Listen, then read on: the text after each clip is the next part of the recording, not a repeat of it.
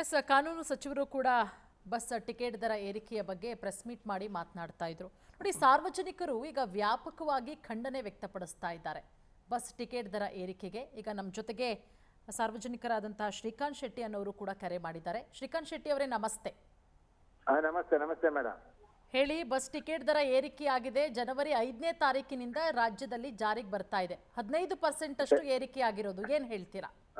15% ಅಲ್ಲ, ಇವ್ರಿಗೆ ರಾಜ್ಯ ಆಳಕ್ಕೆ ಬರಲ್ಲ. ಮೊದ್ಲಾಗಿ ಒಂದನೇ ಪಾಯಿಂಟ್ ಹೇಳ್ಬೇಕು ಅಂದ್ರೆ ರೇಷನ್ ಜಾಸ್ತಿ ಆಯ್ತು, ಪೆಟ್ರೋಲ್ ಜಾಸ್ತಿ ಆಯ್ತು, ಡ್ರಿಂಕ್ಸ್ ಜಾಸ್ತಿ ಆಯ್ತು, ಮತ್ತೆ ಬಸ್ ಚಾರ್ಜ್, ಹಾಲು, ನೀರು, ಇನ್ನು ಊಳಕ್ಕೆ ಸತ್ರ ಊತ್ರೆ ಇವ್ರಿಗೆ ಅದಕ್ಕೊಂದು ಚಾರ್ಜ್ ಮಾಡ್ಬೇಕು ಅಷ್ಟೇ ಇವರು. ಅಲ್ಲ ಶ್ರೀಕಾಂತ್ ಶೆಟ್ಟಿ ಅವರೇ, ಈಗ ಅವರು ಕಾಂಗ್ರೆಸ್ನವರು ಕಾರಣಗಳನ್ನ ಕೊಡ್ತಾರೆ, ಸಾಕಷ್ಟು ಕಾರಣಗಳನ್ನ.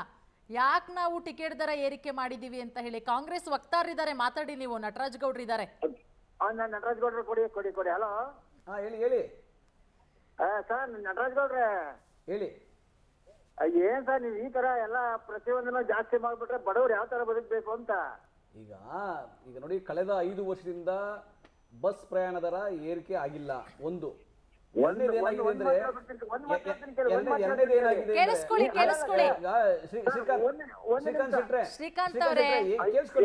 ಈಗ ನೋಡಿ, ಈಗ ಇದೆಲ್ಲ ಹಿಂಗ ನಮ್ಮ ರಾಜ್ಯ ಅನ್ನೋದು ಇಲ್ಲಿನ ಜನಗಳಿಗೇನು ಅನುಕೂಲ ಮಾಡ್ಬೇಕನ್ನೋದೇ ಸರ್ಕಾರಗಳ ಉದ್ದೇಶ ಇರುತ್ತೆ. ಆದ್ರೆ ಕೇಂದ್ರ ಸರ್ಕಾರ ಏನ್ ಮಾಡಿದೆ ಅಂದ್ರೆ, ಈ ಎಕ್ಸೈಸ್ ಡ್ಯೂಟಿ ತೆರಿಗೆ ಮೇಲೆ, ಪೆಟ್ರೋಲ್ ಡೀಸೆಲ್ ಮೇಲೆ ತೆರಿಗೆ ಹೆಚ್ಚಿಗೆ ಹಾಕ್ಬಿಟ್ಟಿದೆ. ಅದು ಎಕ್ಸೈಸ್ ಡ್ಯೂಟಿ 31 ರೂಪಾಯಿ ಆಗಿದೆ ಇವಾಗ ಡೀಸೆಲ್ ಮೇಲೆ. ಮುಂಚೆ 3 ರೂಪಾಯಿ ಇತ್ತು 2014ರಲ್ಲಿ. ಸೊ ಕೇಂದ್ರ ಸರ್ಕಾರದ ಆರ್ಥಿಕ ನೀತಿಗಳಿಂದ ರಾಜ್ಯಕ್ಕೆ ತೊಂದರೆ ಆಗ್ತಾ ಇದೆ. GST ಅನುದಾನ ಬರ್ತಾ ಇಲ್ಲ, ನಮಗೆ ಪಾಲು ಬರ್ತಾ ಇಲ್ಲ. ಇಲ್ಲಿ ಕಳೆದ ಸರ್ಕಾರ ಏನಾಗಿತ್ತು ಅಂದ್ರೆ 5,900 ಕೋಟಿ ರೂಪಾಯಿ ಸಾಲ ಬಿಟ್ಟು ಹೋಗ್ಬಿಟ್ಟಿದ್ದಾರೆ ಇದ್ರ ಮೇಲೆ, ಸಾರಿಗೆ ಇಲಾಖೆನಲ್ಲಿ. ಇವೆಲ್ಲ ಸರಿದೂಗಿಸ್ಬೇಕಂದ್ರೆ 5 ವರ್ಷದಿಂದ ಯಾವ ಬೆಲೆ ಏರಿಕೆ ಆಗಿಲ್ಲ. ಹಂಗಾಗಿ ಇದೊಂದು ನಾಮಿನಲ್ ಆಗಿ 5 ಇಯರ್ಸ್ಗೆ ಏನು ಆವರೇಜ್ ಆಗುತ್ತೆ, ಪರ್ ಇಯರ್ 3% ಲೆಕ್ಕದಲ್ಲಿ ಆಗುತ್ತೆ. ಆ ಲೆಕ್ಕದಲ್ಲಿ ಅದನ್ನ ಹೆಚ್ಚಿಗೆ ಮಾಡ್ತಾರೆ. ಓಕೆ, ಥ್ಯಾಂಕ್ ಯು ಶ್ರೀಕಾಂತ್ ಶೆಟ್ರೆ. ಇನ್ನು ಅಣ್ಣಪ್ಪ ಅಂತ ಕರೆ ಮಾಡಿದ್ದಾರೆ. ನಮಸ್ತೆ ಅಣ್ಣಪ್ಪ ಅವರೇ. ಹೇಳಿ ಅಣ್ಣಪ್ಪ ಅವರೇ, ಎಲ್ಲಿಂದ ಕರೆ ಮಾಡ್ತಿದ್ದೀರಾ? ಹುಬ್ಳಿಯಿಂದ. ಹುಬ್ಳಿ. ಸ್ವಲ್ಪ ಜೋರಾಗಿ ಮಾತಾಡ್ರಿ, ಕೇಳಿಸ್ತಾ ಇಲ್ಲ. ಕೇಳಿಸ್ತಾ ಇದ್ಯಾ?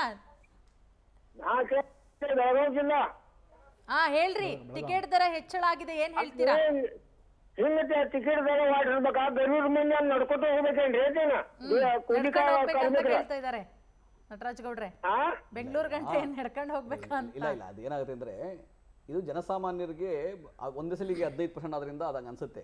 ಅದು ವಾರ್ಷಿಕವಾಗಿ 3% ಅಂದ್ರೆ, ಈಗ 100 ರೂಪಾಯಿಗೆ 3 ರೂಪಾಯಿ, 103 ರೂಪಾಯಿ ಪ್ರತಿ ವರ್ಷ 3 ರೂಪಾಯಿ ಏರ್ಸ್ಕೊಂಡಂಗ ಆ ಲೆಕ್ಕದಲ್ಲಿ ಹೋದ್ರೆ ಇದು ಅವ್ರಿಗೇನು ಹೊರೆ ಅಂತ ಅನ್ಸಲ್ಲ. ಯಾಕಂದ್ರೆ ಸಭೆ ಸಾಮಾನ್ಯವಾಗಿ ಹಣದುಬ್ಬರ ಆದಾಗ ಹಿಂಗೇನೆ ಆಗೋದು.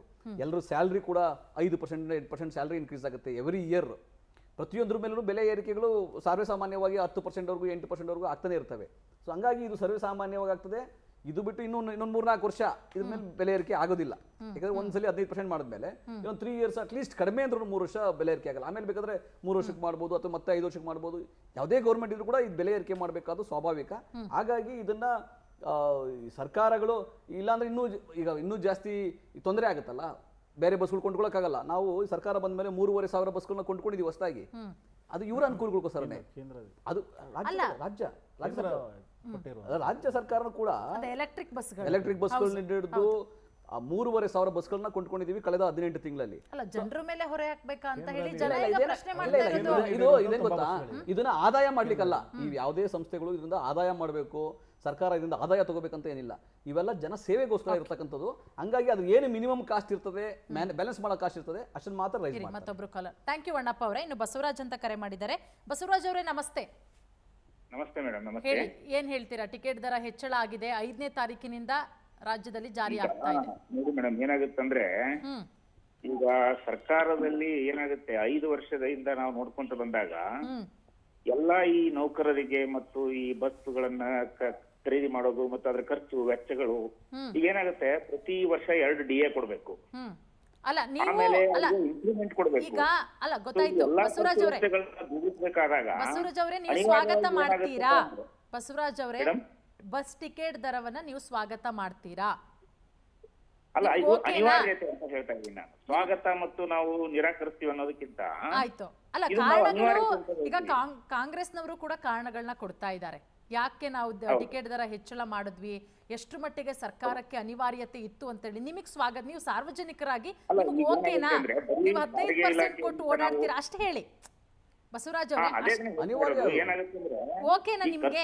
ಬಸವರಾಜ್ ಅವ್ರಿಗೂ ಓಕೆ, ನಿಮ್ಗೂ ಓಕೆ, ನಮಗೂ ಓಕೆ. ಯಾಕಂದ್ರೆ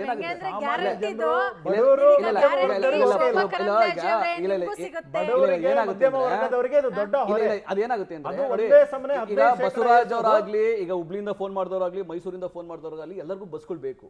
ನಾವು ಹೊಸ ಬಸ್ಗಳನ್ನ ಹಾಕಬೇಕು, ಹೊಸ ಬಸ್ಗಳು ಹಾಕಬೇಕು. ಅದು ಬೇಕು ಬೇಡ ಅನ್ನಲ್ಲ. ಈಗ ಜನ ಬೆಲೆ ಜಾಸ್ತಿ ಆಗುತ್ತೆ ತಗೋತೀರಪ್ಪ ಅಂದ್ರೆ ಬೇಡ ಅಂತಾನೆ ಸ್ವಾಭಾವಿಕ ಬೇಡ ಅಂತ ಹೇಳುದು. ಆದ್ರೆ ಇದು ಸರ್ಕಾರದ ನಿಯಮಗಳಿರ್ತಾವಲ್ಲ, ನೀತಿಗಳಿರ್ತಾವಲ್ವಾ, ಈ ಸಂಸ್ಥೆಗಳನ್ನ ನಡೆಸಬೇಕಾಗ್ತದೆ. ಅದನ್ನ ಲಾಭ ಮಾಡ್ಕೊಂಡೆ ನಡೆಸಬೇಕಾದಿಲ್ಲ. ಬಟ್ ನಷ್ಟ ಮಾಡ್ಕೊಂಡು ಬಿಜೆಪಿ 5,300 ಕೋಟಿ ರೂಪಾಯಿ ಸಾಲ ಮಾಡಿತ್ತಲ್ಲ, ನಾವೆಲ್ಲ ಮಾರ್ಕೊಳಕಾಯ್ತದ? ನಾವು ಮಾರಕಾಯ್ತದ? ಅದು ಯೋಚನೆ ಮಾಡ್ಕೊಂಡೇನೆ. ನಮಸ್ತೆ ಹಲೋ ಸರ್, ನಿಮ್ ಹೆಸರು ಹೇಳಿ. ರಾಜು ಅಂತ ತುಮಕೂರಿಂದ. ಹೇಳಿ ರಾಜು ಅವರೇ, ಏನ್ ಹೇಳ್ತೀರಾ ನೀವು? ಕಾರ್ಯಕ್ರಮ ನೋಡ್ತಾ ಇದ್ದೀರಾ? ಬಸ್ ಚಾರ್ಜ್ ರೈಸ್ ಮಾಡಿರೋದು ಓಕೆ, ರೈಟಾ? ಓಕೆ ಬಿಡಿ, ರೈಟ್ ಅಲ್ವಾ ನಿಮ್ಗೆ?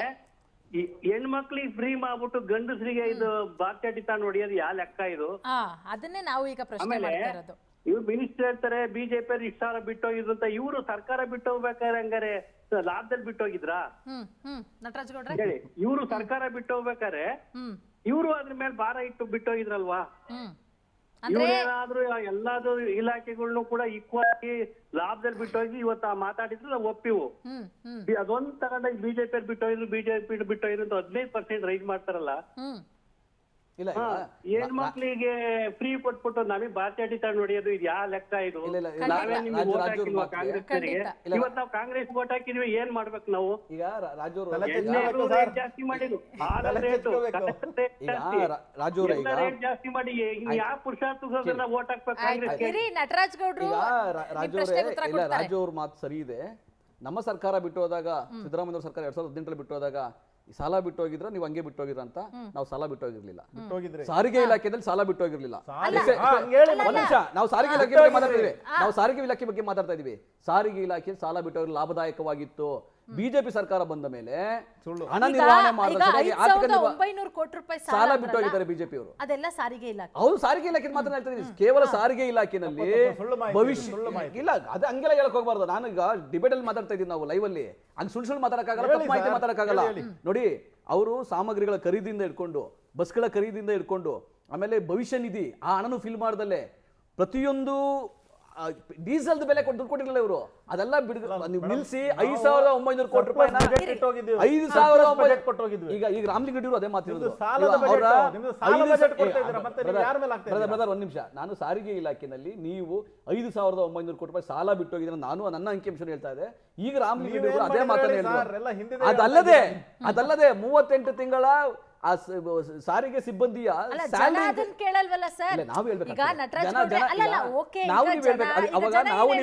ಅವಾಗ ನಮಗೂ ನಿಮ್ಗೆ ಹೊಣೆಗಾರಿಕೆ ಇದೆ, ಜನಗಳಿಗೆ ಮನವರಿಕೆ ಮಾಡ್ಕೊಳ್ಬೇಕಾದ್ದು. ಬಟ್ ಜನ ಏನ್ ಹೇಳ್ತಾರೆ, ಜನಗಳಿಗೆ ಏನ್ ಗೊತ್ತಾ, ಈಗ ಬೆಲೆ ಜಾಸ್ತಿ ಆಗುತ್ತೆ ಅಂದ್ರೆ ಬೆಲೆ ಜಾಸ್ತಿ ಆಗುತ್ತಾ ಅಂತ ಕೇಳ್ತಾರೆ. ನಾವು ನೀವು ಮನವರಿಕೆ ಮಾಡ್ಕೊಳ್ಬೇಕು. ಈಗ ಹೊರೆ ಅಲ್ಲ, ಈಗ ನೋಡಿ ಯಾರಿಗೆ ಲಾಭ, ಅದು ಲಾಭ ಯಾರಿಗದು? ಈ ಬೆಲೆ ಏರಿಕೆ ಲಾಭ ಯಾರಿಗೆ? ಸರ್ಕಾರಕ್ಕೆ ಲಾಭ ಅಲ್ಲ. ಅದು ಸರ್ಕಾರ ಲಾಭಕ್ಕೋಸ್ಕರ ಸಾರಿಗೆ ಸಂಸ್ಥೆ ನಡೆಸ್ತಾ ಇಲ್ಲ, ಜನಗಳ ಸೇವೆಗೋಸ್ಕರ ಸಾರಿಗೆ ಸಂಸ್ಥೆ ನಡೆಸುವಂಥದ್ದು. ನೀವು ಖಾಸಗಿ ಬಸ್ಗಳಿರ್ತಕ್ಕಂಥ ದರವನ್ನು ಲೆಕ್ಕ ಹಾಕೊಳ್ಳಿ, ಹೊರ ರಾಜ್ಯಗಳಲ್ಲಿ ಇರ್ತಕ್ಕಂಥ ದರವನ್ನು ಲೆಕ್ಕ ಹಾಕೊಳ್ಳಿ.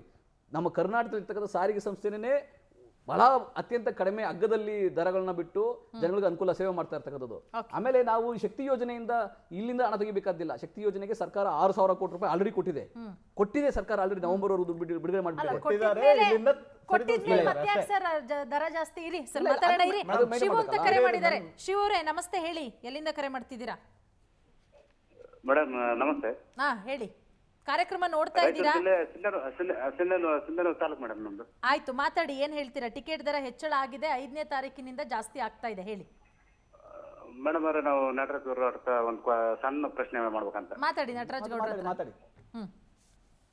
ಗುರುಗಳೇ, ತಮ್ಮ ನಿರ್ಣಯ ಹೇಳಿದ್ರಿ. ಈಗ 5 ವರ್ಷದವರೆಗೆ ಯಾವುದೇ ಬೆಲೆ ಏರಿಕೆ ಆಗಿಲ್ಲ, ಅದ್ರ ಸಂಬಂಧಪಟ್ಟಂಗ ಬೆಲೆ ಏರಿಕೆ ಮಾಡಿದ್ದೀವಿ ಅನ್ನೋದು ತಮ್ಮ ವಾದ. ಮಾತಾಡಿ. ಹೌದು ಶಿವ ಅವರು, ಹೇಳಿ ಕರೆಕ್ಟ್ ಆಗಿದೆ. ಅದು ಒಂದನೇ ಇಟ್ಕೊಂಡ್ಕಿಂತ ಬೆಲೆ ಏರಿಕೆ ಮಾಡಿದ್ರ ಅವರು ನಟರಾಜ್ ಗೌಡ್ರ ಅನ್ನೋದು ಒಂದು ನಮ್ಮ ಅಭಿಪ್ರಾಯ ಸರ್. ಇಲ್ಲ ಶಿವ ಅವರೇ, ಕೇವಲ ಅದೊಂದು ಕಾರಣ ಅಲ್ಲ. ಈಗ ನೋಡಿ, ಈ ಸಾರಿಗೆ ಸಂಸ್ಥೆ ಅಂತಕ್ಕಂಥದ್ದು ಸಾರಿಗೆ ಇಲಾಖೆನೇ, ಇದು ಲಾಭ ಮಾಡ್ಲಿಕ್ಕೆ ಇರ್ತಕ್ಕಂಥ ಇಲಾಖೆ ಅಲ್ಲ. ಯಾವ ಸರ್ಕಾರ ಬಂದು ಜನಸೇವೆ ಮಾಡ್ಲಿಕ್ಕೆ ಇರ್ತಕ್ಕಂಥದ್ದು. ಆದರೆ ಕಳೆದ ಸರ್ಕಾರ 4 ವರ್ಷಗಳಲ್ಲಿ 5,900 ಕೋಟಿ ರೂಪಾಯಿ ಸಾಲವನ್ನು ನಮ್ಮ ಮೇಲೆ ಬಿಟ್ಟು ಹೋಗಿದೆ. ಒಂದು. ಎರಡನೇದು, ನಾವು ಈ ಬೆಲೆ ಏರಿಕೆ ಇದೆಯಲ್ಲ, ಎಕ್ಸೈಸ್ ಡ್ಯೂಟಿ ಜಾಸ್ತಿ ಆಗಿದೆ, ತೆರಿಗೆ, ಪೆಟ್ರೋಲ್ ಡೀಸೆಲ್ ಮೇಲೆ ಬೆಲೆ ಏರಿಕೆ ಜಾಸ್ತಿ ಆಗ್ತಾ ಇದೆ, ಎಕ್ಸ್ಪೆನ್ಸ್ ಜಾಸ್ತಿ ಆಗ್ತದೆ. ಆ ನಿಟ್ಟಿನಲ್ಲಿ 5 ವರ್ಷದಿಂದ ಏನು ದರ ಪರಿಷ್ಕರಣೆ ಆಗಿಲ್ಲ, ಅದನ್ನು ಪರಿಷ್ಕರಣೆ ಮಾಡಬೇಕಾದ್ರೆ ಸಾಮಾನ್ಯವಾಗಿ ವರ್ಷಕ್ಕೆ 3%, ಯಾಕಂದರೆ ಯಾರಿಗೆ ಸ್ಯಾಲ್ರಿ ಆಗಲಿ ಬೇರೆ ಆಗಲಿ ಬೆಲೆ ಏರಿಕೆ ಆಗೋದು 8ರಿಂದ 10%ವರೆಗೂ ಆಗ್ತದೆ. ಆದರೆ ನಾವು ಇಲ್ಲಿ ಮಾಡ್ತಾ ಇರ್ತಕ್ಕಂಥ ಕೇವಲ 3%. ಜನಗಳು ಅನುಕೂಲಕ್ಕೋಸ್ಕರನೇ, ಇದನ್ನ ಲಾಭ ಮಾಡ್ಕೊಳ್ಬೇಕಂತಲ್ಲ. ಈ ಪರಿಷ್ಕರಣೆ ಸರ್ವೇ ಸಾಮಾನ್ಯ ಮತ್ತೆ ಅಗತ್ಯ ಮತ್ತೆ ಅನಿವಾರ್ಯ. ಒಂದೇ ನಿಮಿಷ, ಒಂದು ಕಾಲ್ ತಗೊಂಬೋಣ. ನಾಗರಾಜ್ ಅವರು ಹುಬ್ಬಳ್ಳಿಯಿಂದ. ನಾಗರಾಜ್ ಅವರೇ ನಮಸ್ತೆ. ಸರ್ ಮೇಡಮ್ ನಮಸ್ತೆ, ನಾನು ನಾಗರಾಜ್ ಹುಬ್ಬಳ್ಳಿಯಿಂದ ಮಾತಾಡ್ತಿರೋದು. ಗೊತ್ತಾಯ್ತ್ರಿ, ಹೇಳ್ರಿ. ಇದು ಬೆಲೆ ಏರಿಕೆ ಅನ್ನೋದು ಸರ್ವೇ ಸಾಮಾನ್ಯ ಮೇಡಮ್. ಪ್ರತಿ ಏನಂದ್ರೆ ಈಗ ಏನ್ ಕಾಂಗ್ರೆಸ್ ಗೌರ್ಮೆಂಟ್ ಇರ್ಬೋದು ಅಥವಾ ಬಿಜೆಪಿ ಗೌರ್ಮೆಂಟ್ ಇರ್ಬೋದು, ಯಾವ್ದೇ ಗೌರ್ಮೆಂಟ್ ಇದ್ರು ಕೂಡ ಇದು ಸರ್ವೇ ಸಾಮಾನ್ಯ.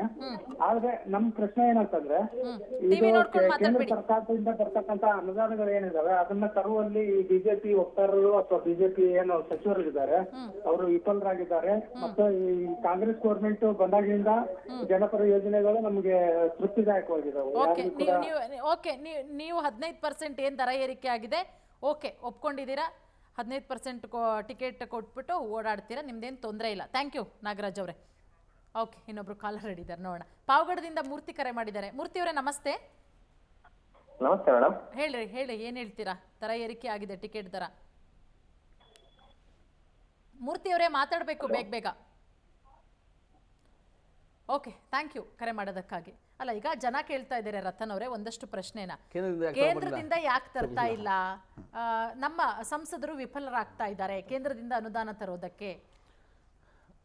ಒಂದೆರಡು ವಿಚಾರವನ್ನ ಮಾತಾಡಬೇಕು ನಾನು. ಫಸ್ಟ್, ನಟರಾಜ್ ಗೌಡ್ರು ಮಾತಿಗೆ ಹಿಂದಿನ ಸರ್ಕಾರ ಬಿಟ್ಟೋಗಿದೆ, 5,900 ಅನ್ನೋದು ಬಿಟ್ರೆ ಅವ್ರದ್ದೇನು ವಿಚಾರ ಅಂತ ಹೇಳ್ತಾ ಇಲ್ಲ. ಇದು ಹೆಂಗಂತ ಹೇಳಿದ್ರೆ, ಒಬ್ಬ ಗ್ರಾಹಕ ಹೋಟ್ಲಿಗೆ ಬಂದಂತೆ, ವಡ ತಿಂದಂತ ಹೇಳ್ತಾನಂತೆ, ಏನಪ್ಪಾ ಇದು ವಡ ನಿನ್ನೆ ಚೆನ್ನಾಗಿತ್ತು, ಇವತ್ತೇನು ಹಿಂಗಿದೆ ಅಂತ ಹೇಳಿ ಹಳಸೋಗಿದೆ ಅಂತ ಹೇಳಿದಂತೆ. ಇಲ್ಲಪ್ಪ ಇದು ನಿನ್ನಿದೆ ವಡ ಅಂತ ಅವನು ಹೋಟೆಲ್ ಅವನು ಹೇಳ್ದಂತೆ.